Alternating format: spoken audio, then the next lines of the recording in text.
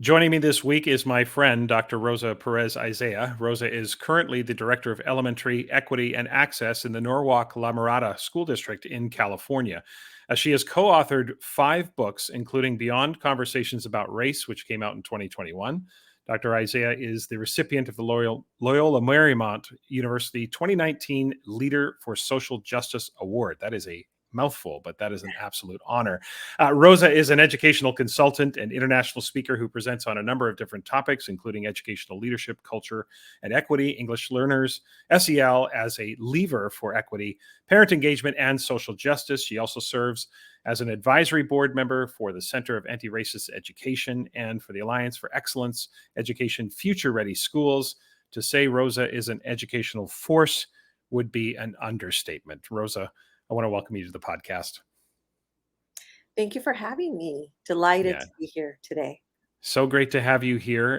It's been a long while since you and I were face to face anywhere. I think we were at a conference together a number of years ago, and we follow each other on social media, of course. And the pandemic has kept a lot of people apart, so the podcast was a great excuse to reconnect and have a conversation today.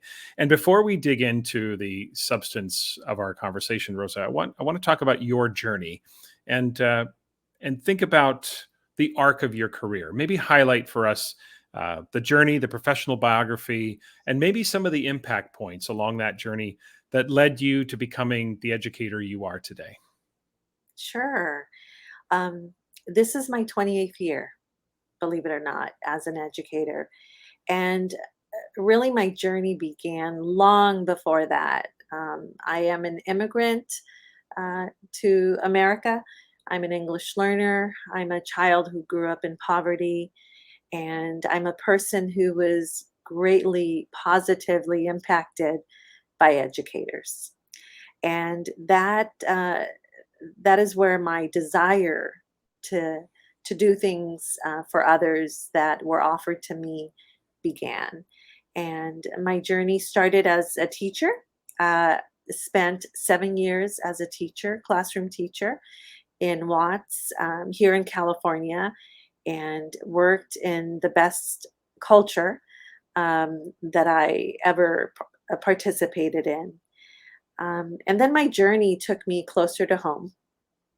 I have done everything. I've been an instructional aide, I have been a classroom teacher, a literacy coach, a bilingual resource specialist, an assistant principal, a teacher on special assignment, a principal for 7 years, and now a director of 16 elementary schools, equity and access. Mm. And so those 28 years flew by. Um, as an educator in my career, I had some incredible mentors. And, I struggled with confidence, self confidence, and was really fortunate to have people around me that saw something in me that I didn't realize that I possessed and really encouraged me to pursue leadership, created opportunities for me to pursue leadership, which is very different than just encouragement. So I'm really thankful for those opportunities.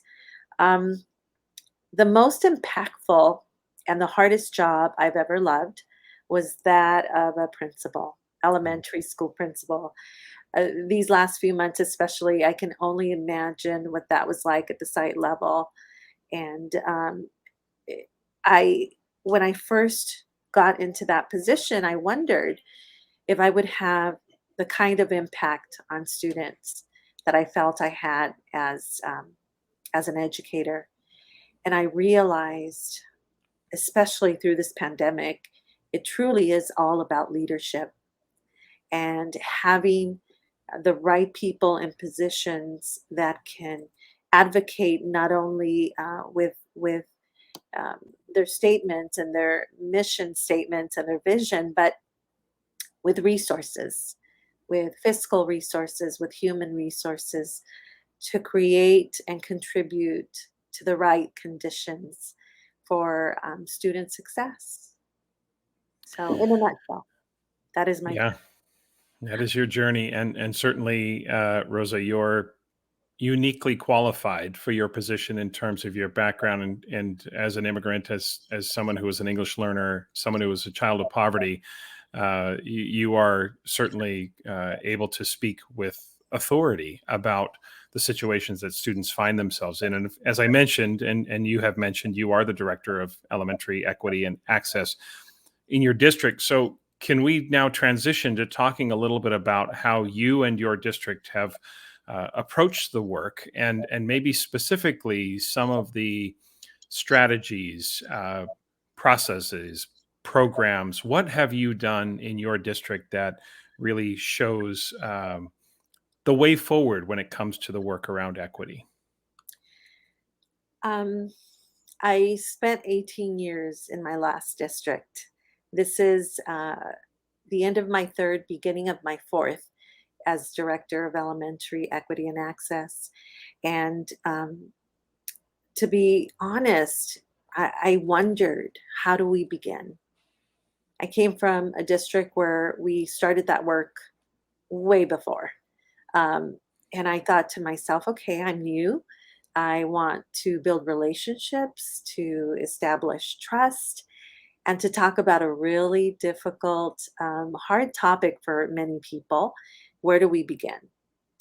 And I think the pandemic left us no choice but to have more serious conversations about that. So we were faced with almost an awakening. And when I say we, I don't mean necessarily my district, the nation, where we knew that we had gaps. We knew that students struggled, but it was not in our face every day via Zoom. The inequities have always been there, but now they rose to the surface. And so as a district, we began to address some of those inequities. We were working with the basics, so we wanted to make sure that our students had devices and access to Wi-Fi and opportunities to be fed for many of our families who depended and depend on those opportunities. We wanted to make sure that kids had books in their hands, in addition to the virtual opportunities that were available to our community. So that was one layer. But then as we started the new year, we realized, okay, we're ready. We're ready for this long-term work, as ready as can be, right? So we worked on a Sell as a Lever for Equity plan, and it's actually a 3-year plan. And my colleague, um, uh, Dr. Medrano, really developed this amazing 3-year projection of what we needed to do. And so we started that work in year one last year with a focus on the needs that both the adults and children presented, which is a need to feel safe and to be in a space that offered a healthy culture. Um, and that all began with some self-awareness work. And in that first year, we talked about many things. We talked about inequity. We talked about biases, and we talked about our beliefs about children, because we know that those beliefs do impact behaviors. We talked about the myth of color blindness and what that really means and what that may look like in the classroom. Um, but more than anything, it was really about self and what we bring to the table, and who our community is. We focused on funds of knowledge, on understanding who our students and families were, and valuing all those gifts that are brought to the classroom table. What do you mean by the myth of color blindness? Let's expand. Let's explore that for a moment here. What do you mean by that? Um, I I wrote a piece on this. I think it was 2 years ago, 2.5 years ago or so. And when I started my career in the early 90s, We believed that, we're all part of the human race and we're all the same and we love each other and we're just a big melting pot. And as I, and I believe that, right? In my early 90s, I believe that as a teacher.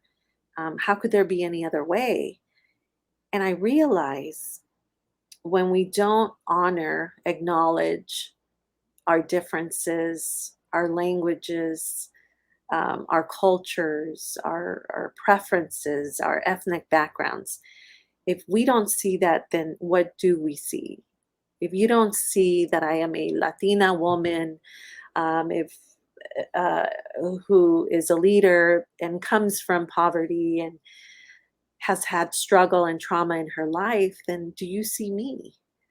So I realized it was this romanticized, very comfortable version of what reality is. And the reality is, well, essentially a myth. The reality is that we do see all of those things, and that's not a bad thing. That is what makes us, as a country, this diversity that we know is present. But more than anything, it's critical, I feel, in education to acknowledge our amazing differences and celebrate them and use them in the classroom as we instruct. Um, because if we don't do that, then are we really fully seeing each other and seeing our students? And I don't Right. believe we do. So Yeah. that's why I call it a myth. Yeah. And I grew up the same way for sure. Yeah, and believed it. And I think the spirit of it, I think, is right in the sense that we don't use color as a divisive. We don't use race culture as a divisive tool. We use it to celebrate and to truly see people, as you say. To acknowledging the differences doesn't mean there's a hierarchy or a ranking. It just means they're acknowledging that cultural diversity that makes us more attentive to who is with us, who we're teaching, all of that for sure. yeah, Um, and you had mentioned self awareness, and I want to talk a little bit about bias because I think one of the hardest things for anyone to do is confront their own biases, right? I don't think anybody ever thinks they're really biased. And I don't think most people approach the day thinking about how they might be biased toward other people. So I want to explore this for a moment. People don't think to themselves, oh, today's the day I'm going to be discriminatory, or today's the day I'm going to be biased. So maybe two questions here, Rosa. First, how can each of us reveal some of our uncovered biases? How do we explore that? And then how do we go about the business of helping others see or explore their biases without putting them constantly on the defensive and making them feel as if they're constantly being pressured about who they are and questioned about who they are? Because there is a point where that probably might backfire in as a strategy. So, what are your thoughts on that? How do we reveal this to ourselves, and how do we help others in that situation? yeah, um, I do love this topic. I always begin these conversations when I have them with my peers and colleagues by just saying that we all have biases. We all do. And some uh, positively impact groups of people, and as we've probably experienced at some point in our lives, negatively impact people. um, it's a difficult thing to look in the mirror and be completely honest with self, because it means admitting that we're not perfect, and that in some way we may not have been equitable to someone else. um, I wrote a piece called "The Power of Mirror Checks." And the power of mirror checks, what that is to me is having a heart to heart with self. And it means identifying essentially our authentic selves. And that includes those biases. So as an educator, uh, some of the work that we've done includes just asking ourselves some honest questions. Do you believe all children can learn? All children. Do you value diversity? Uh, do you what are your assumptions about your students or families in your school community? Um, what lens do you use to look at data? Do you have different expectations for girls than you do for boys? Mm. Who do you call on in the classroom? Whose history are you teaching? Now, that one is a hot topic right now. Um, and are you making true, sincere connections with your students? Is there a barrier there, and why? And I think when we begin to answer honestly, um, to self, then it shifts the way we do things in our classrooms and in our schools and in our districts, because you've just discovered a little more about yourself. And biases are beliefs, and beliefs impact behaviors. And so, if we want to change behaviors that hurt children, whether intentional or not, then we have to begin there. We have to begin with those mirror checks.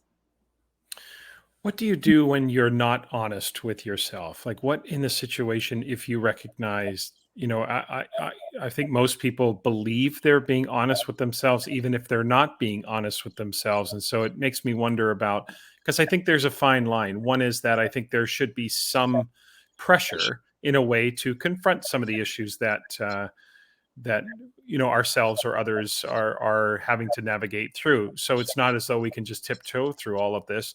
However, there does come a point where people are feeling so defensive and put on the spot so much that it almost backfires. So what, from your perspective, is the answer to that? Like, how do I go about that if I'm being dishonest about myself and I'm in denial, if you will? Are there some things that others could do in a way with a little bit of finesse that might help me see some of that? This is where the leadership part comes in. That's really important. Mm. Are we creating a culture of trust and transparency, um, in our learning community? Whether you're a teacher or the principal, um, are we creating spaces to have these conversations? And when I first became a principal, when I first entered, um, the dark side, as my husband calls it, um, I, it was nerve wracking. And I thought, how do I come in? I don't have relationships with most of these people. I know many of the teachers, but we're not like that. And so we leveraged data to start having those conversations. And over time, over those 7 years, uh, we really worked on that culture piece. I was super intentional about Dr. Muhammad's work. Mhm. Now I am a fan of his work, and his work really impacted what I did as a leader. So school culture was really important to me, and school culture is an important part of this anti-bias, equity work, because we hold each other accountable. And what as we build that trust to be able to ask questions of each other, we're working on culture, and we're working on the nuts and bolts.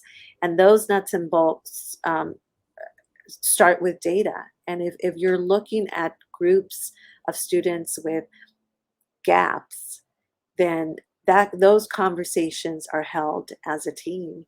If you're leading a data conversation with a grade level, with a teacher, with your staff, then you're looking for trends and those opportunities, those data opportunities that are not just assessment data, but other pieces of data, Mhm. attendance rates, referrals, um, parent engagement participation, asking the right questions to push a little bit as we learn together and as we grow to trust each other more.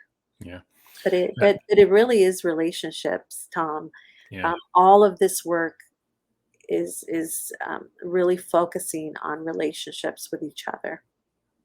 Those relationships certainly lead us to being able to let our guard down a little bit and know and trust the person on the other side of that conversation, which is why, sometimes I think confrontation doesn't work because the defense mechanism is up. I'm defensive and I don't know if I can trust you because we're early in that relationship, or I don't know who you are.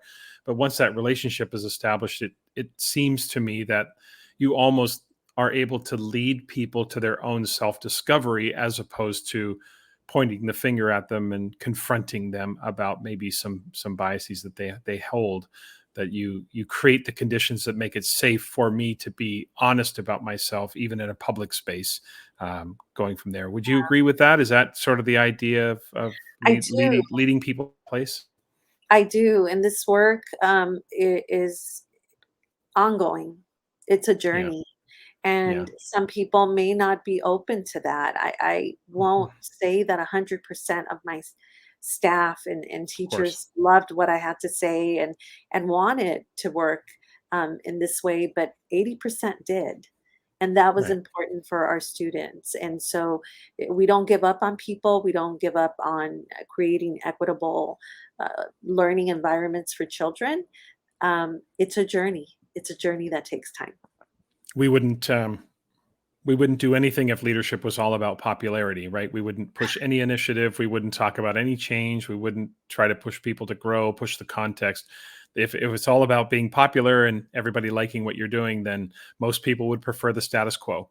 And so sometimes when the right people are upset for the right reasons, you're doing the right work, for sure. Yeah. Um, Something I know you talk a little bit about as well. We kind of live in this world now, this world of alternative facts, and especially when it comes to equity. When we hear the sides of the anti-racist work, or whether it's the CRT or the 1619 project or whatever, there always seems to be this push for balance. Balance in the conversation, balance to hear quote unquote both sides. And I've almost come to see the expression both sides as almost a coded word of a hidden agenda almost. I don't say that's always the case, but sometimes I see it that way because it seems to me, and I'm open to being wrong about this, but it seems to me that balance in both sides is a convenient way to kind of distort the truth. Well, that's your truth, that's my truth. Here we have both sides, and we're not going to agree. So, first question: do you agree with that? And second of all, um, how do we get to a place where we can actually have conversations about equity that actually start from a place of truth and honesty, as opposed to trying to carve out our side of the story, if you will? Oh gosh. Do you have an hour or 2? Got as much time as we need, Rosa. Yeah, yeah. Both sides, it's almost, what's the word I wanna use? It hasn't been both sides. It is Mhm. in both sides, and that's the irony in that. I agree with you. I agree with what you said, Yeah. um, but it's been one side. It's been one side for a very long time, for as long as we know, right? History. And um, this equity work is not about making people feel guilty or bad. I've heard this topic come up in a few districts, and this idea that we would make children feel bad is horrible. It's a horrible thought. The work of equity is about sharing all sides and learning from history and things that have happened and working to be better and create um, a different narrative. So it's ironic when I hear, let's give people both sides an opportunity because I don't feel it's been just. We have had one narrative, And that narrative doesn't necessarily value the opinions of marginalized groups, whether it's women, um, people of color, Black males. It just hasn't been. Yeah. Conversations about equity, they must begin from a place of transparency with a genuine desire to have a conversation about acknowledging who we are, where we are, our systems that may be inequitable for groups of people, that our goal is shared, and that goal is to help every student be successful. And understanding that the truth is that our students are diverse. We're not all alike. We have different lived experiences. We have different challenges. We look different, and we can educate all children and acknowledge that reality. Yeah. If, uh, as I mentioned earlier, we don't do that, do we really see our students? It's dismissive of part of who I may be or certain groups of people are when we don't do that. I Right. don't believe we can truly educate without equity. I don't believe it. I don't think we can do it.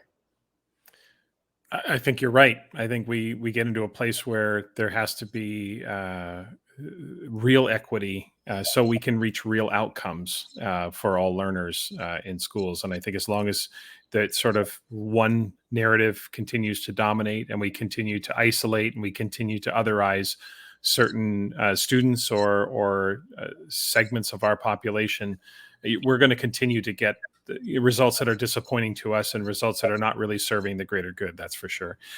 Rosa, I want to finish up by expanding the conversation a little bit to leadership, or turning to leadership, if you will, certainly in the work you do. And we talked a little bit about this prior to recording today. The interesting dichotomy in education, that 75%, roughly 75% of all educators are women. And yet, when it comes to leadership, the numbers are dramatically smaller and lower. Something like 30% of leaders at the secondary level are women, and so it's closer to 50% for elementary. So I have, again, two questions to ask about this as far as leadership is concerned. Why do you think this discrepancy still exists today? And is it exponentially more challenging to be a woman leading the equity work? Yes, but let me go back to the first question. All right, let's go back to that one. Uh, so yes, absolutely. 80%, 75, 80% of educators are women, Yeah, and the majority of those women are not women of color. right. And our students are. Our students, the diversity in our student population in public education is growing in its diversity. Mhm. Um, so that's another layer. Why do I think those discrepancies exist? For a number of reasons. I do believe power plays a role. I do believe privilege plays a role. Cultural assumptions and biases about the roles of women and the roles of men, who's the breadwinner, who is not. Society's views, actually the world's views of women and the value of women and what we have to offer, and a woman's ability to lead. Mhm. And we lead in different ways. It doesn't mean we don't lead in a great way. And if you study organizational culture, those that do have more diversity and more women in roles, leadership roles, have great success. Mhm. Um, we're in a system that sadly doesn't believe that women are equal. And there's the gender gap, pay gap, there is the glass ceiling, uh, the limited number of women in superintendent positions, um, the gender pay gap. It's gotten better. I believe now it's about 80 cents to every dollar a male makes. when you begin to break it down into Black women, Latina women, Asian women, you see even more um, injustice in Mm. that. So it's a big job, but we are determined to put a dent in some of those statistics and create some changes. We really are. And the the issue with this is that we need men in positions of power to be allies and co-conspirators in this work for women. Women alone are doing this work. We need men to support this work for Right. women, and many are. We need more. Yeah, we need more. You quickly, you had said men and women lead differently. So, how would you describe the difference, Rosa? General, I know we're stereotyping. I know it's hard to cast either men or women as a monolith, but generally speaking, how would you describe the differences between the way men lead versus the way women lead? Well, I can use myself as an example. Okay. Um, I believe I have a high level of emotional intelligence. And if I look at my experiences, there is a difference in that leadership. Uh, just because I'm quiet at times doesn't mean that I'm weak. I Right. am firm, I am fair. Um, my male colleagues may lead in a different way, uh, may not always have the same level of emotional intelligence. And I hope I don't insult anybody with that, but it's a different style of leadership. And I have seen this in every leadership position I've been in. And we tend to follow that model. Um, for me, it's just who I am naturally. It's that's my personality. I'm processing. I'm thinking. I'm an intelligent person, and I am careful and strategic about my leadership. And I lead with some incredible men. So when they hear this podcast, don't be insulted. But I mean, those are the comments I get from Yeah, people. for sure. "You're always so calm. You Hmm. speak slowly." It's just who I am. It doesn't mean that I have to be the opposite to be Right. an effective and strong leader. So that's my experience. Well, let's face it, Rosa, it's 2022, so you're probably going to offend somebody because that's just the way it goes these days. Yes. And I think we all know that, I think one of the problems we face in society today is that when we use the word different, somehow people interpret that as to mean better or worse. And I think everyone can understand the idea that because men and women lead differently doesn't mean that one leads better than the other. One might be more right for the context given the situation that a school or a district might find themselves in, but I think most would agree that there is a difference between the stereotype or the generality of how men and women lead. There are always exceptions to that. There are men who are very emotional, intelligent, and dial into context, and there are women who have the same characteristics that men have. So we don't want to lock anybody into a box, but I was just curious as to how you sort of saw it and how some of those differences emerged. And I think we all know they're there, and unfortunately, we're just afraid to talk about them nowadays because even the disclaimer that you threw out there, I get where that's coming from because it Yeah. just seems like we're. But I think offending people is just what happens nowadays. There's just no way around Yeah. around it. But It's I just the way think it that goes. yeah, absolutely. Sorry. I No, didn't mean to interrupt. it's all good. I think what if we worked in a place that really worked hard to balance Hmm. um, the leadership that you have on your staff? So we're talking about women in leadership, and as I move up, there are fewer and fewer of me, of people who Yeah, look like me, yeah, uh, and so that's a problem.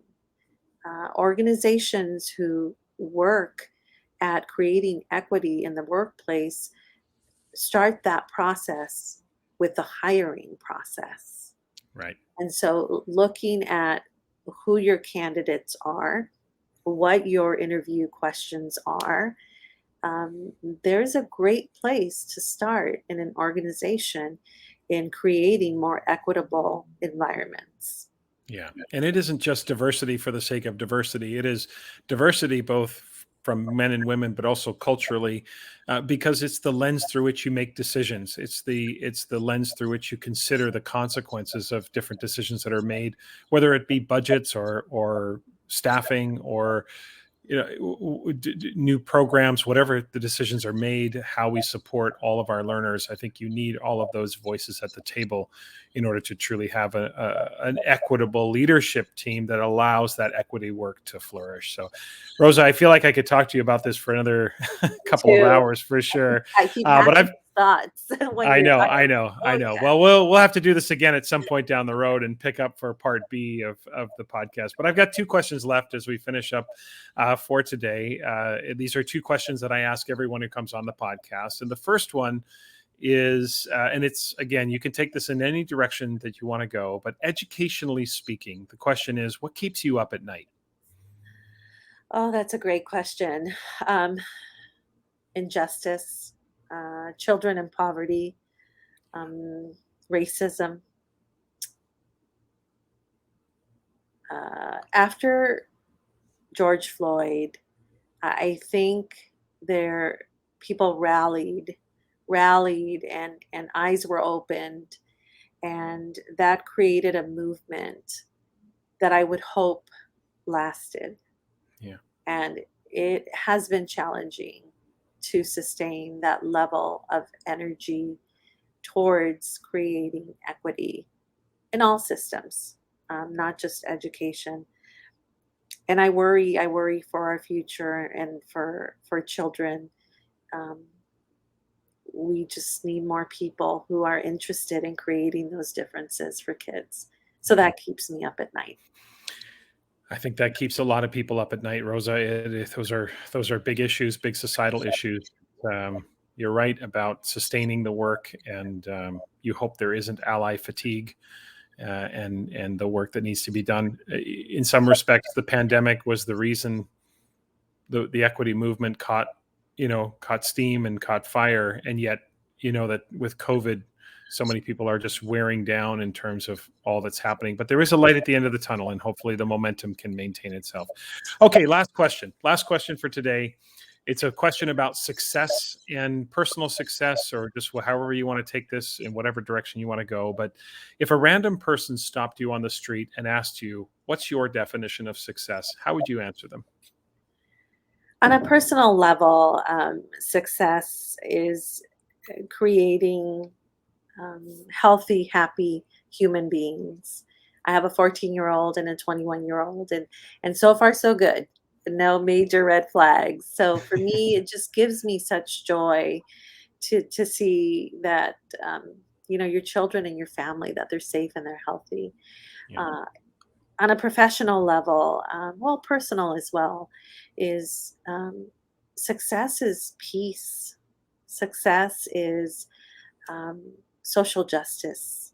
Mhm. Success is creating systems throughout society that support children of every shade, color, ethnic background, um, uh, identity, whatever it is.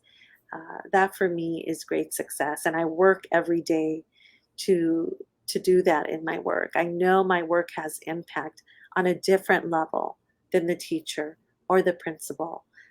But when I'm at the table, my voice is for equity and for children, and whatever initiative or system that comes to the table, my question is, how is this good for kids?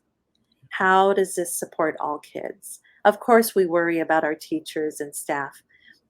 My role is to be the equity voice at the table and to use that lens, whether we're talking money or program or participation, whatever it is. Yeah.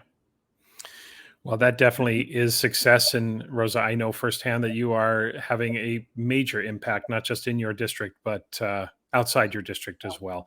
Listeners, you can connect with Rosa and follow Rosa in a number of different places. On Twitter, the handle is at Rosa-Isiah. On Instagram, it's at Rosa Perez-Isiah. You can find Rosa on LinkedIn as well as her website, www.rosaisiah.com. Rosa, any other places that listeners can find you or connect with you? I think you named those big ones. Yeah, Yeah, yeah. yeah. You also talked to you have or had a podcast that has been dormant for a while, but Yes. maybe the rumor is that there might be some rekindling of that. So listeners, stay tuned for that. Yes, yes. My hashtag is We Lead Ed. Okay. And gosh, I started that about 7 years ago. And we were talking about leadership in Twitter is my preference. Yeah. And nobody was talking about the reality of lead, at least I didn't think so. Like everything is not perfect. It's really hard Right. to be a Right. school leader. And Right. so I created my own. I had We Lead Ed chat, which has been dormant since the Hmm. pandemic. Yeah. Um, and from that grew BAM Radio Network, We Lead Ed podcast.